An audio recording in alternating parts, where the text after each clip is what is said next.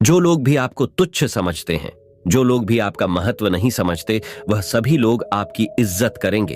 बस गौतम बुद्ध ने बताएं, इस रास्ते पर चलो और ऐसे ही बन जाओ जैसे गौतम बुद्ध ने बताया है। तो इसी वीडियो में हम अपने आप की इज्जत कैसे बढ़ा सकते हैं, इस पर गौतम बुद्ध की एक कहानी सुनेंगे। तो बिना देर किए चलिए उस कहानी की शुरुआत करते हैं। एक समय की बात है, बंगाल की खाड़ी के किनारे एक छोटे से शांत गांव में भैरव नाम का एक युवा लड़का रहता था। भैरव अपने क्रोधी स्वभाव और चंचल मन के कारण गांव भर में प्रसिद्ध था। उसका मन हर समय विचारों से भरा रहता था। इस तूफान ने उसके मन को एकदम बेचैन कर दिया है। उसके जीवन से शांति मानो गायब हो गई थी और वह हमेशा अपने ही ख्यालों में खोया रहता था और तनावपूर्ण जीवन जी रहा था।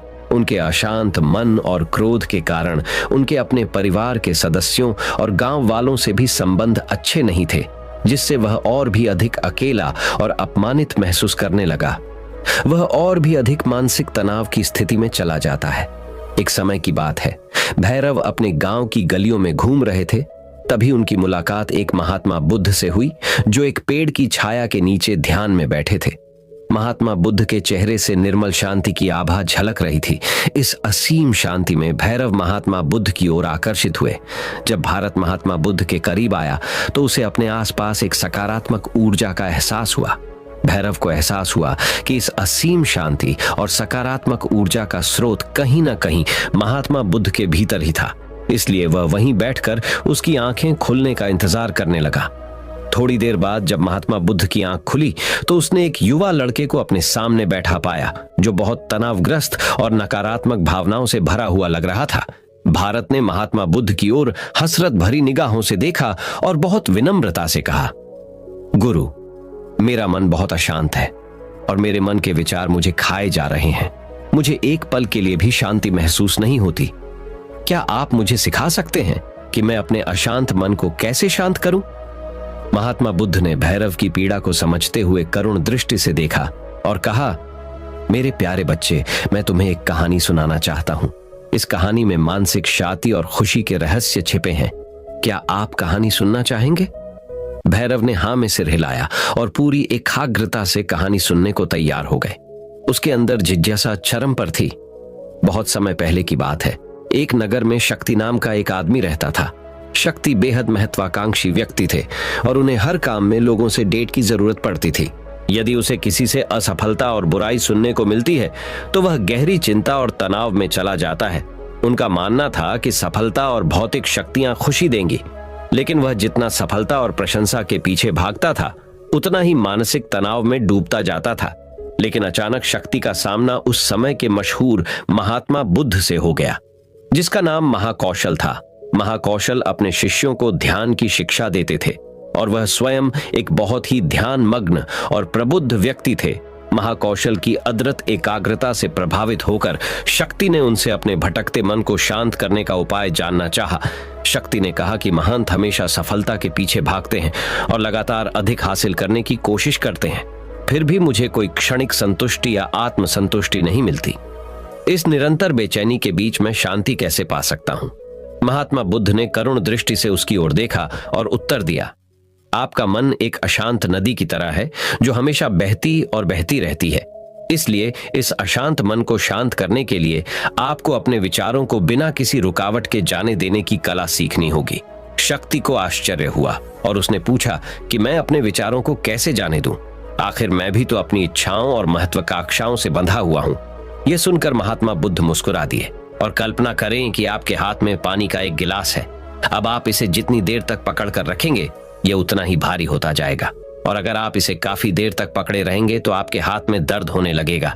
लेकिन अगर आप उस पकड़ को ढीला कर दें और छोड़ दें तो आपका बोझ खत्म हो जाएगा। भैरव ने कथा और उसका संदेश ध्यानपूर्वक सुना। वह समझ गया कि अपने विचारों और इच्छाओं से चिपके रहने से उसका बोझ बढ़ जाता है और अंदर ही अंदर अशांति पैदा कर देता है। अब भैरव को कथा का अंत सुनने की उत्सुकता से प्रतीक्षा थी। महात्मा बुद्ध ने कहानी जारी रखते हुए कहा कि शक्ति ने महात्मा बुद्ध के शब्दों के बाद विचारों को छोड़ने का अभ्यास करना शुरू कर दिया। वह बिना किसी पूर्व निर्णय के अपने विचारों और भावनाओं को आते और जाते देखता है। अब उसने विचारों को पकड़ना बंद कर दिया था। विचार उठते थे और अपने आप चले जाते थे। धीरे धीरे उसे यह एहसास होने लगा कि उसकी इच्छा और भावना ही सभी दुखों का कारण है। जैसे जैसे शक्ति ध्यान में गहरे उतरते गए, उन्होंने पाया कि वर्तमान में जीना ही आंतरिक शांति का एकमात्र स्रोत है। वह खुद को वर्तमान में स्थापित करके अपने मन की निरंतर बकवास से छुटकारा पा सकता है। धीरे धीरे शक्ति का मन एक शांत झील की तरह हो गया, जो बाहरी दुनिया को अपने अंदर प्रतिबिंबित करती है। उन्होंने जीवन की सादगी में संतोष को अधिक महत्व दिया और भौतिक संपत्ति के प्रति अपना लगाव छोड़ दिया।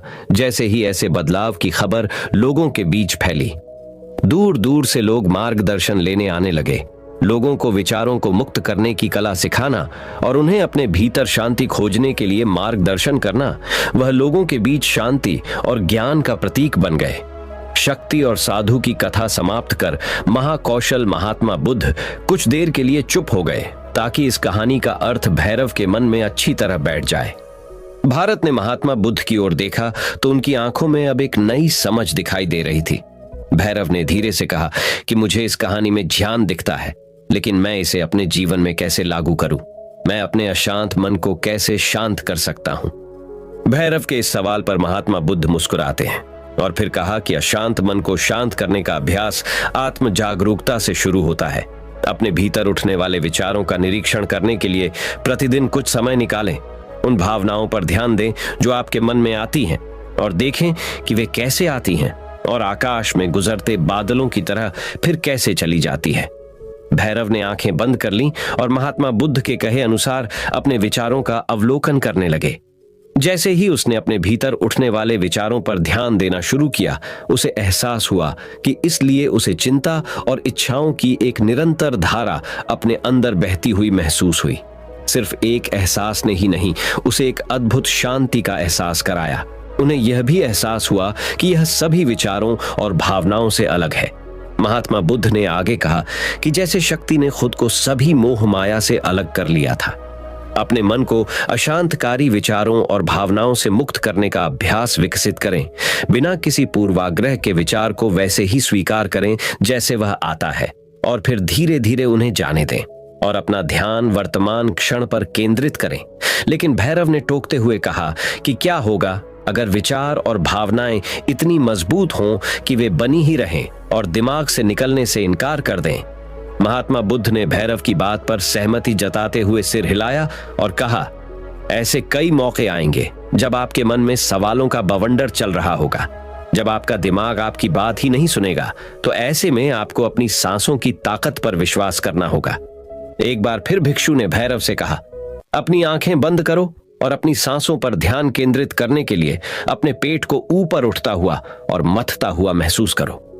महात्मा बुद्ध ने बताया कि जब भी आपका मन अशांत हो तो तुरंत अपनी सांसों पर लौट आएं। सांस की वाद्य गति आपको तुरंत वर्तमान के चरणों में वापस खींच लेगी और आपको शांति का अनुभव अवश्य होगा। एक महात्मा बुद्ध के निर्देशानुसार आने और जाने वाली सांसों पर ध्यान केंद्रित करने का प्रयास किया। इस छोटे से व्यायाम से उन्हें मानसिक शांति का अनुभव हुआ। उसे याद आया कि उसकी सांसें हमेशा उसके साथ थीं, जो उसे वर्तमान क्षण की याद दिलाती थी, आराम और शांति लाती है। भैरव के इस विकास को देखकर महात्मा बुद्ध मंद मंद मुस्कुराए और बोले, बेचैन मन को शांत करना एक ऐसी साधना है जिसके लिए बहुत प्रयास और दृढ़ इच्छा शक्ति की आवश्यकता होती है। क्योंकि लगातार व्यायाम से मांसपेशियां मजबूत होती हैं, उसी तरह नियमित अभ्यास से मन भी शांत होता है। स्वीकृति में सिर हिलाते हुए एक महात्मा बुद्ध को धन्यवाद देते हुए उन्होंने वादा किया कि आज से वह अपने अशांत मन को शांत कर सकेंगे और अपनी गैर शक्तियों को मुक्त कर सकेंगे और अपने भीतर शांति पाने के लिए इस यात्रा पर निकलने में सक्षम हो सकेंगे। महात्मा बुद्ध ने भैरव के कंधे पर हाथ रखा और कहा कि मुझे आपकी क्षमता पर बहुत विश्वास है और आपको जल्द ही अपनी आंतरिक शांति मिलेगी। लेकिन याद रखें कि यह आसान नहीं होगा। लेकिन अगर आप दृढ़ इच्छा शक्ति और खुले दिल से प्रयास करेंगे तो आप निश्चित रूप से वह मुक्काम पा लेंगे जो आपके अंदर है। उस दिन से भैरव अपने अशांत मन को शांत करने का प्रयास करने लगे और हर दिन ध्यान करने के लिए एक अलग समय निर्धारित करें। उसने अपने मन में उठने वाले विचारों को बिना किसी रोक टोक के जाने दिया और अपनी सांसों के जरिए खुद को वर्तमान में बनाए रखने की कोशिश की। समय के साथ अभ्यास करते हुए भैरव को अपने अंदर शांति का अनुभव हुआ। जैसे जैसे समय बीतता गया, भैरव को ज्ञान और शांति का स्रोत कहा जाने लगा। ग्रामीण अपने अशांत मन को शांत करने के लिए भैरव के पास आते हैं। महात्मा बुद्धौके के शिक्षक आत्म जागरूकता की शक्ति को साझा करते हैं और दूसरों को महात्मा बुद्धों के विचार पढ़ाने में मदद करते हैं और आंतरिक शांति पाने की शिक्षाओं को साझा करते हैं। इसके साथ ही उन्होंने अपनी सांसों पर ध्यान देने और अपने विचारों को मुक्त करने की कला भी सिखाई। ऐसे निवासियों का विकास हुआ और उन्हें मन की अमूल्य शांति मिली। महात्मा बुद्ध की शिक्षाओं और भैरव द्वारा संचालित अभ्यास के माध्यम से विचारों को त्यागने और वर्तमान में जीने की कला दूर दूर तक फैल गई है। उन्होंने कई लोगों की जिंदगी बदल दी और जैसे जैसे समय बीतता गया, उनकी जिंदगी और भी बदलती गई। भैरव का शांत प्रभाव उसके गांव की सीमाओं से परे तक फैला हुआ है। आसपास के गांवों और शहरों से लोग भैरव के परिवर्तन की कहानी सुनते हैं, उनसे सलाह लेने आते हैं। मन के बोझ तले दबे लोगों के लिए भारत आशा की किरण बन गया। भारत की शिक्षाएं केवल ध्यान और प्रवचन तक ही सीमित नहीं थीं, बल्कि वह रोजमर्रा के काम जागरूकता के साथ करने पर ज्यादा जोर देते थे। वह लोगों को अपनी भावनाओं के प्रति जागरूक रहने की याद दिलाते थे। इस बात पर ध्यान दें कि आप दिन भर में क्या कहते हैं और अपने आसपास होने वाली घटनाओं पर आप कैसे प्रतिक्रिया करते हैं। हर काम पूरी जागरूकता के साथ करें।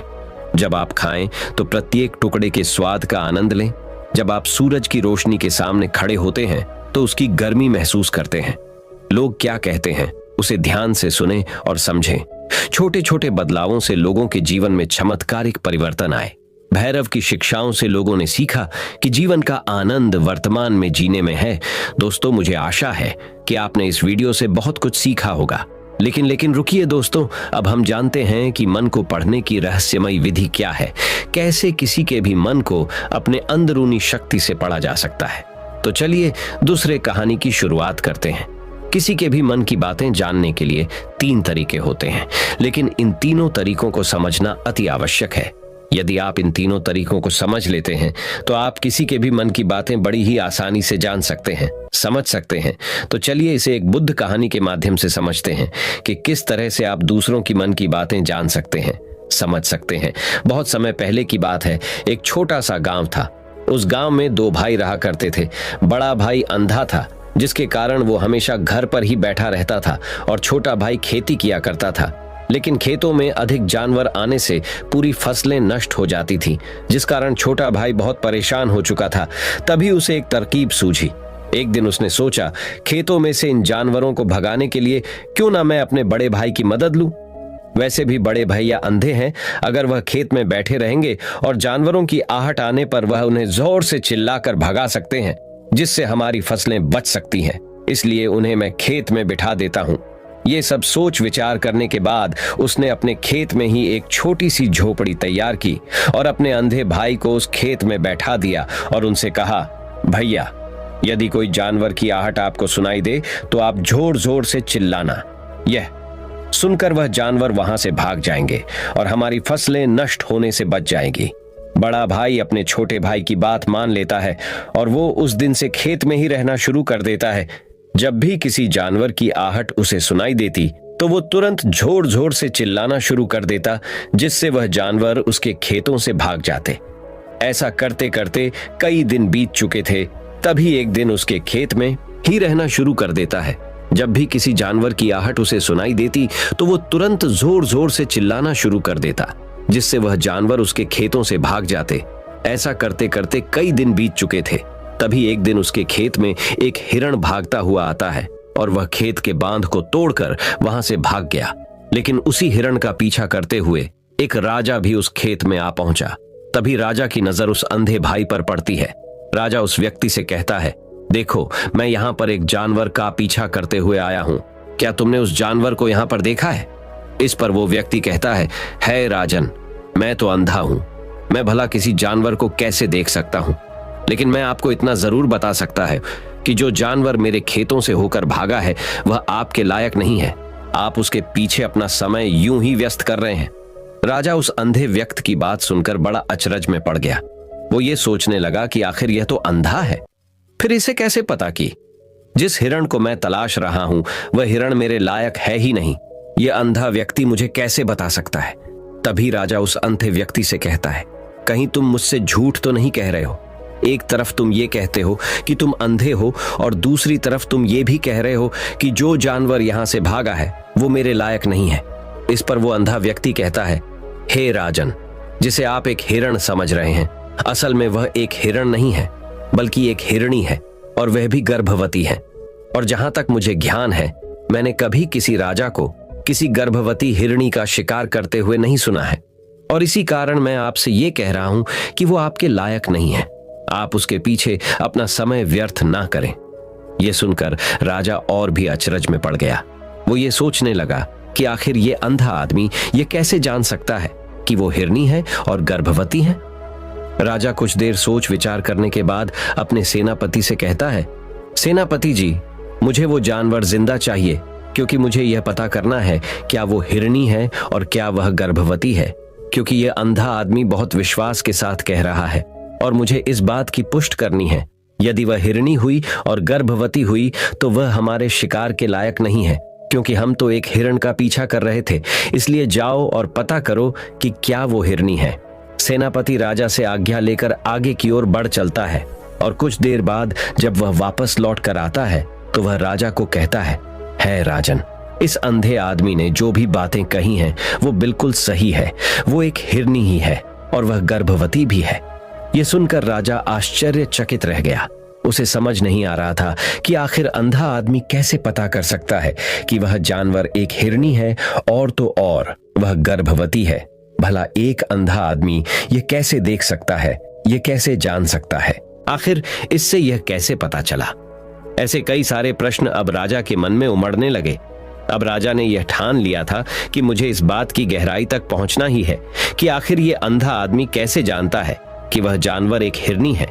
ये सोचकर राजा उस अंधे आदमी के पास जाता है और उस अंधे आदमी से कहता है, देखो, मैं ये तो नहीं जानता कि तुम सचमुच अंधे हो या नहीं, लेकिन मैं तुमसे एक बात जानने आया हूं। क्या तुम मेरे प्रश्न का सही सही जवाब दोगे? इस पर अंधा व्यक्ति कहता है, हे राजन, आप जो कुछ पूछना चाहते हैं मुझसे पूछ सकते हैं। मैं आपको बिल्कुल सच सच जवाब दूंगा।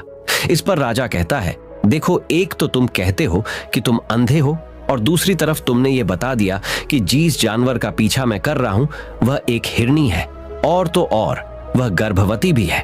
आखिर तुम्हें ये कैसे पता चला? तुम्हारे खेत में और भी तो जानवर आते होंगे और भी तो जानवर यहां से गुजरते होंगे, फिर तुमने ये कैसे अंदाजा लगाया? तभी वह अंधा व्यक्ति राजा से कहता है, हे राजन, आप जिस हिरनी का पीछा कर रहे थे वही हिरनी जब मेरे खेत में आई, उसकी रफ्तार और उसके भागने की आहट से मुझे यह एहसास हो चुका था कि यह एक हिरनी है और मेरे खेत की जो बांध है वह बहुत छोटी है, उसकी ऊंचाई ज्यादा नहीं है। यदि कोई हिरण होता तो उस बांध को बड़ी आसानी से लांघ जाता, लेकिन वह हिरनी इस बांध को तोड़कर भागी है, और यदि वह इस बांध को छलांग लगाकर पार करने का प्रयास करती तो इससे उसके बच्चे को खतरा होता, और इसी बात से मैंने ये पता लगा लिया कि वह गर्भवती है। इस कारण वह मेरे खेत की बांध को तोड़ते हुए भाग गई। इस पर राजा के मन में एक और प्रश्न उठा। राजा ने कहा, किंतु तुम्हें कैसे पता चला कि वह एक हिरनी ही है? और भी तो कोई जानवर यहां पर आ सकते हैं। इस पर वह अंधा व्यक्ति कहता है, हे राजन, मैं पूरा दिन सुबह शाम यहीं पर बैठा रहता हूं और मेरी सुनने की शक्ति बहुत तेज है। मैं ये बात जानता हूं कि कौन सा जानवर मेरे खेत में आया है, और उसी के आधार पर मैं घोर जोर से चिल्लाता हूं ताकि वो मेरे खेत से भाग जाए और मेरे खेत की फसलों को नष्ट ना करे। राजा उस अंधे आदमी का यह जवाब सुनकर पूरी तरह से संतुष्ट हो चुका था। वह मन ही मन यह सोच रहा था कि आदमी भले ही अंधा हो, लेकिन यह तो बड़ा ज्ञानी मालूम पड़ता है। इस आदमी से कुछ ना कुछ तो काम निकलवाना ही चाहिए। ये विचार लिए हुए राजा वहां से वापस अपने महल की ओर लौट जाता है। राजमहल पहुंचते ही राजा उस अंधे व्यक्ति से कहता है, आप तो बड़े ज्ञानी व्यक्ति हैं, आपको किसी भी बात का पता बड़ी आसानी से चल जाता है। आज मैंने आपको यहाँ पर इसलिए बुलाया है क्योंकि मैं आपसे ये जानना चाहता हूँ कि मेरी पत्नी पतिव्रता है या नहीं। इस पर वो अंधा व्यक्ति कहता है, हे राजन, यह कैसा प्रश्न हुआ? इस पर राजा कहता है, मैंने आपसे बिल्कुल उचित प्रश्न किया है, मुझे इस प्रश्न का उत्तर दीजिए। इस पर वो अंधा व्यक्ति कहता है, हे राजन, ये सारी बातें जाने दीजिए। आपकी शादी को इतने साल बीत चुके हैं और अब आप ये बात क्यों जानना चाहते हैं? आपके मन में ऐसे प्रश्न क्यों उठ रहे हैं? इस पर राजा जिद करते हुए कहता है, देखिए, आपको मुझे इस प्रश्न का उत्तर तो देना ही होगा। यदि आप मुझे इस प्रश्न का उत्तर नहीं देंगे तो मैं आपको मृत्यु दंड दे दूंगा।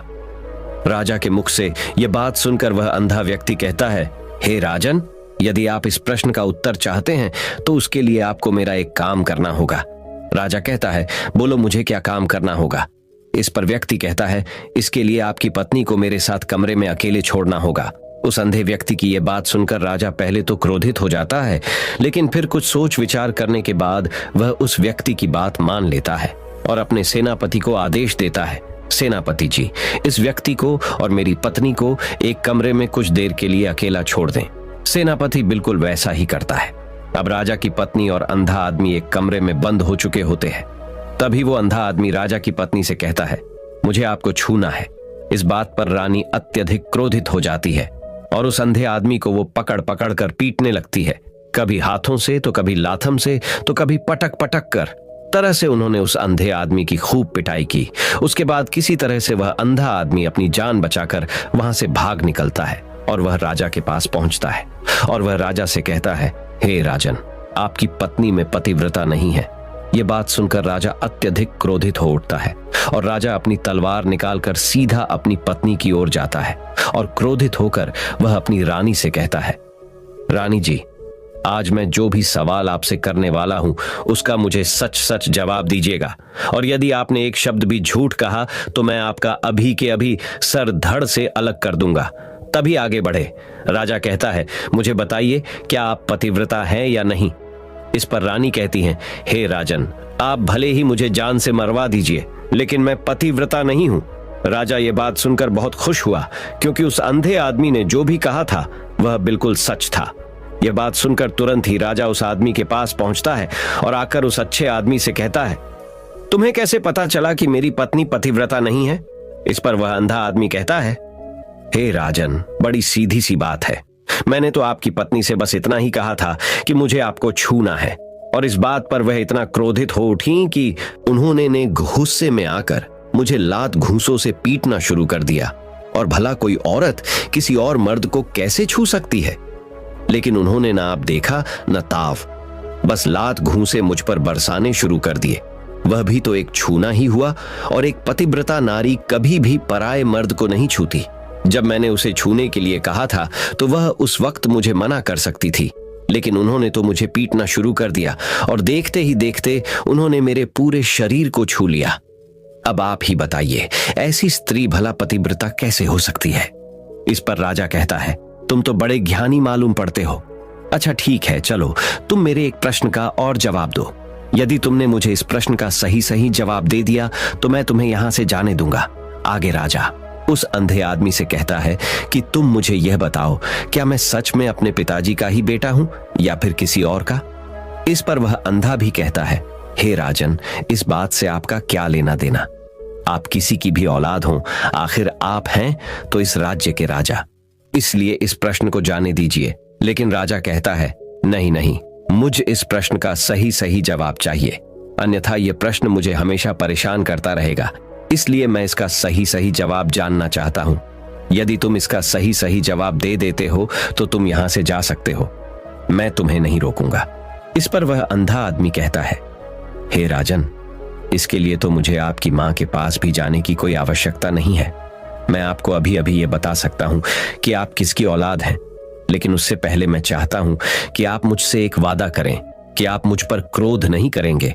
राजन ने कहा, मैं तुमसे वादा करता हूं, मैं तुम पर क्रोध नहीं करूंगा। इसके बाद वह अंधा आदमी राजा से कहता है, हे राजन, आप हैं तो अपने ही पिता के पुत्र, लेकिन आप पर एक कंजूस सेठ की छाया पड़ी हुई है। यह सुन राजा बहुत क्रोधित हो उठा और वह तुरंत तलवार निकालकर अपनी मां के पास जा पहुंचा।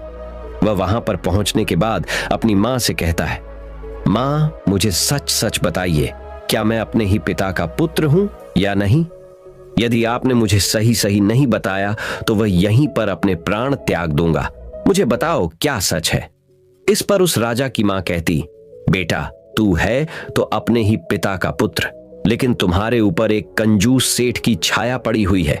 जब मैं एक बार नहाने के बाद अपना मुंह आईने में देख रही थी, तभी उस कांच के पीछे मुझे एक कंजूस सेठ नजर आता है और उसी की छाया तुम पर पड़ चुकी है। ये सुन राजा बहुत खुश हो जाता है और वह तुरंत दौड़ा दौड़ा वापस उस अंधे आदमी के पास पहुंचता है और उस अंधे आदमी से कहता है, तुम्हें यह कैसे पता चला कि मुझ पर एक कंजूस सेठ की छाया पड़ी हुई है? इस पर वह आदमी कहता है, हे राजन, आपने मुझसे कई सारे सवाल पूछे जिनका जवाब मैंने आपको सही सही दिया है। यदि कोई और राजा होता तो मुझे इसके बदले में ढेरों सारे इनाम मिल चुके होते, लेकिन अब तक आपने एक फूटी कौड़ी तक नहीं दी है। इस बात से ही मैंने अंदाजा लगा लिया था कि आप बहुत कंजूस हो। यह बात सुनकर राजा जोर जोर से हंसने लगा और कहता है कि आप जो भी मांगेंगे वह मैं आपको अवश्य दूंगा, लेकिन मुझे यह बताओ कि तुम्हें कैसे पता चल जाता है कि कौन सी बात सही है और कौन सी गलत? तुम किसी भी बात का इतना सटीक और सही जवाब कैसे दे पाते हो? इस पर वह अंधा आदमी कहता है, हे राजन, मैं तो वैसे ही अंधा हूं। यदि मेरी आंखें होती तो मैं किसी की भी मन की बातें बड़ी सरलता से जान लेता। मन की एक भाषा होती है और यह भाषा मनुष्य के शरीर के व्यवहार के रूप में देखी जा सकती है। उसकी आंखों से, उसके होठों से, उसके काम करने के तरीके से, उसकी क्रियाओं से पता किया जा सकता है कि उसके मन में क्या चल रहा है। उसके आधार पर हम किसी के भी मन की बातें जान सकते हैं। लेकिन मैं तो अंधा हूं, मैं देख नहीं सकता।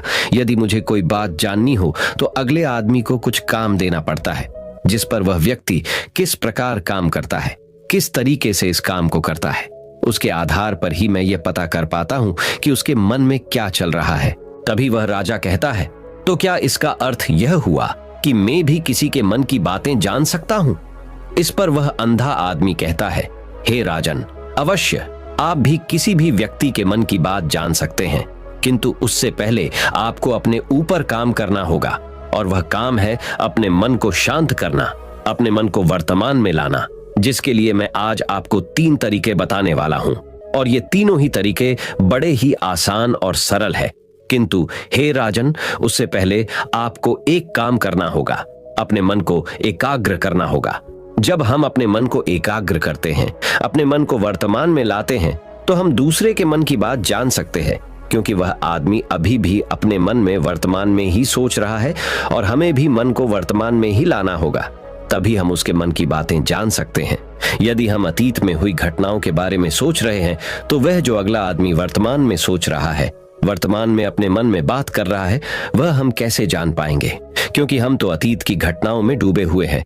इसलिए किसी के भी मन की बात जानने के लिए सबसे पहले हमें हमारे मन को एकाग्र करना होगा, उसे वर्तमान में लाना होगा।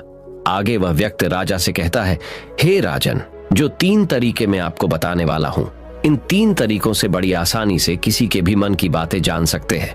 उसके बाद वह अंधा आदमी राजा से कहता है, हे राजन, जो सबसे पहला तरीका है वह है आंखों पर ध्यान देना। किसी व्यक्ति से बात करते वक्त उसकी आंखों में देखना, उसकी आंखों पर ध्यान देना, जो सबसे ज्यादा जरूरी है, क्योंकि आंखें बोलती नहीं पर बहुत कुछ कह जाती है।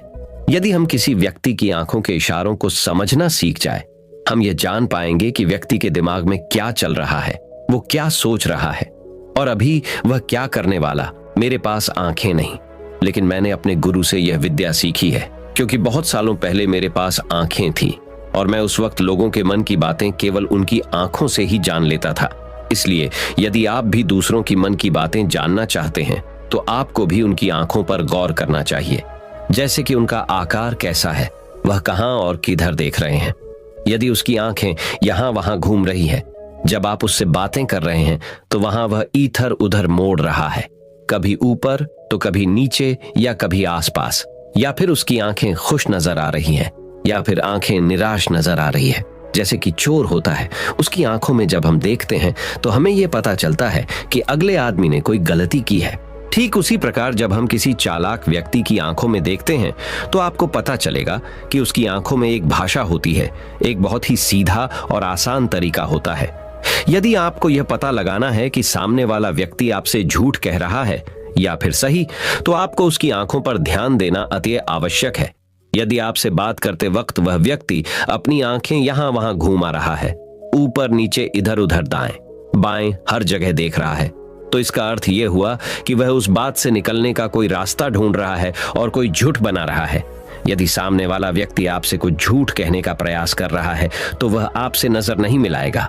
वह यहां वहां देखेगा, ऊपर नीचे देखेगा, लेकिन वह आपकी आंखों में आंखें डालकर कभी नहीं देख पाएगा, क्योंकि उसे डर है कि यदि उसने आपकी आंखों में आंखें डालकर देखा तो उसका झूठ पकड़ा जाएगा और लोगों को सच्चाई का पता चल जाएगा। और इसी प्रकार कुछ और भी भाषाएं होती हैं। जब आप किसी की आंखों में आंखें डालकर यह देखना शुरू कर देंगे कि उसके हाव भाव क्या है, ठीक उसी प्रकार चेहरे के हाव भाव होते हैं जिससे हम मन की बातें बड़ी आसानी से समझ सकते हैं, और इन्हें भी समझना बहुत जरूरी है।